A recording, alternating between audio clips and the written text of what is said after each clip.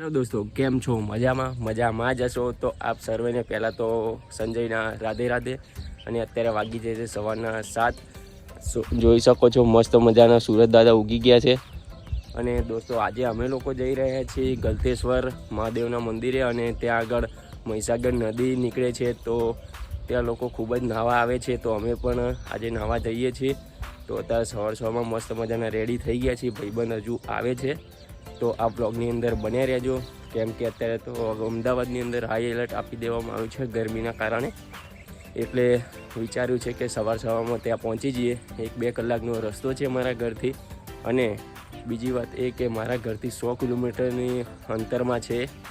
તો પહોંચી જઈએ અને ચલો ડાકોરના દર્શન થાય તો ડાકોરના દર્શન બી તમને કરાવીશ. તો આ બ્લોગની અંદર બન્યા રહેજો. તો દોસ્તો પેટ્રોલ પંપે પહોંચી ગયા છીએ. પેટ્રોલ પુરાઈ લઈએ બાઇકમાં. 310નું 320નું કરી હાલત ખરાબ થઈ જાય છે બાઇક ઉપર. તો ચલો તો અહીંયા વચ્ચે ઊભા છીએ અમે ચા પીવા માટે.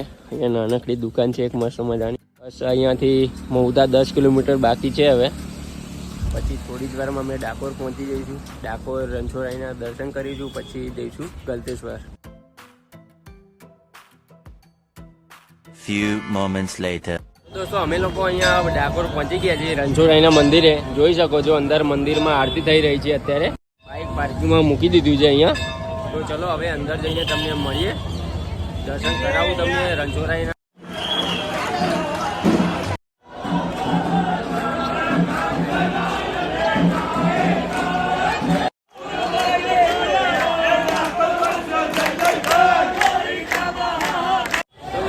સારી રીતે મંદિરમાં દર્શન કરી લીધા રણછોડરાયના. હવે જઈએ છીએ ગોમતી ઘાટ છે ત્યાં આગળ ફરવા માટે. તો દોસ્તો ફાઇનલી અમે અહીંયા ડાકોરમાં ગોમતી ઘાટે આવી ગયા છીએ. જોઈ શકો છો મસ્ત મજાનો વ્યૂ છે, અને અહીંયા થોડું દ્વારકા જેવું ફીલ આવે છે. તો દોસ્તો ખૂબ જ મજા આવી રહી છે. તમે પણ અહીંયા આવો તો અહીંયા મજા માણજો, કેમ કે અહીંયા બહુ મસ્ત મજાનું ઠંડુ વાતાવરણ છે. કેવું લાગે અહીંયા આવીને? મજા ને. હવે ક્યાં જવાનું? ગલતેશ્વર જવાનું એમ? ભૂખ લાગી કે નહીં? ભૂખ લાગી ગઈ. તો દોસ્તો સવારે નાસ્તો કરીને અમે બંને નીકળ્યા છીએ બાઇક લઈને. હજુ સુધી નાસ્તો કંઈ કર્યો નહીં. વચ્ચે ચા પીવા ઊભા રહ્યા હતા ખાલી બસ. તો હવે ડાકોર તો દર્શન કરી લીધા છે. હવે તો ગલતેશ્વર જતાં પહેલાં અમે અહીંયા નાસ્તો કરી. દોસ્તો આપણા બીજા મુકામે પહોંચી ગયા છીએ ગલતેશ્વર. અહીંયા મહાદેવનું મંદિર આવેલું છે, પણ પહેલાં અહીંયાની પ્રથા છે કે પહેલાં અહીંયા નાહવા જઈશું અને પછી સ્નાન કરીને અમે લોકો જઈશું ભગવાનના દર્શન કરવા માટે, શંકર ભગવાનના. તો ચલો મળીએ ગલતેશ્વરની અંદર જઈને. તો દોસ્તો મસ્ત ગલતેશ્વર આવી ગયા છે અંદરની સાઈડ. તમે જોઈ શકો છો બહુ મસ્ત વ્યૂઝ આવી રહ્યો છે, અને અહીંયા લોકો નાહી રહ્યા છે. જોઈ શકો છો કેટલી બધી પબ્લિક નાહી રહી છે. અને અહીંયા સસ્તું અને સારું સ્વિમિંગ પુલ છે. અહીંયા કંઈ પૈસા નહીં કે કંઈ જ નહીં. એ તમે કોઈ આવ્યા હશો તો તમને ખબર બી હશે, અને કોઈ નહીં આવ્યું હોય તો તમને બી કહી દઉં કે અહીંયા હજારો પબ્લિક નાહવા આવે છે દિવસની. અહીંયા જોઈ શકો છો તમે બહુ મસ્ત મજાની નાહવાની જગ્યા છે અહીંયા ગલતેશ્વરમાં.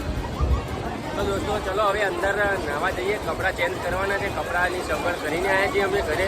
તો ચલો તમને કપડાં ચેન્જ કરીને મળીએ. દોસ્તો અમે ગલતેશ્વરની અંદર નાહવા પડી ગયા છીએ અને ખૂબ જ મજા આવી રહી છે. તો દોસ્તો તમે પણ મોજ કરવી હોય તો આવો અહીંયા ગલતેશ્વરની અંદર, કેમ કે ખૂબ જ મજા આવી રહી છે નાહવાની.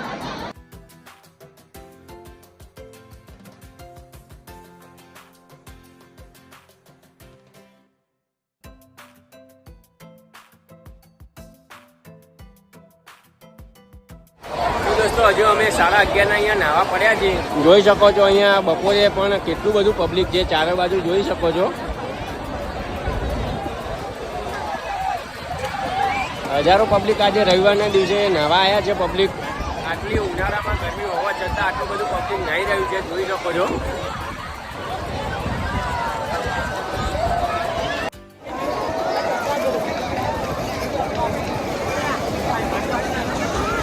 દોસ્તો હવે ગલતેશ્વરમાં નાહીને મસ્ત કપડાં ચેન્જ કરી દીધા છે.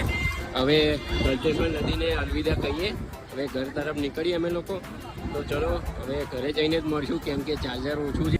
A few moments later.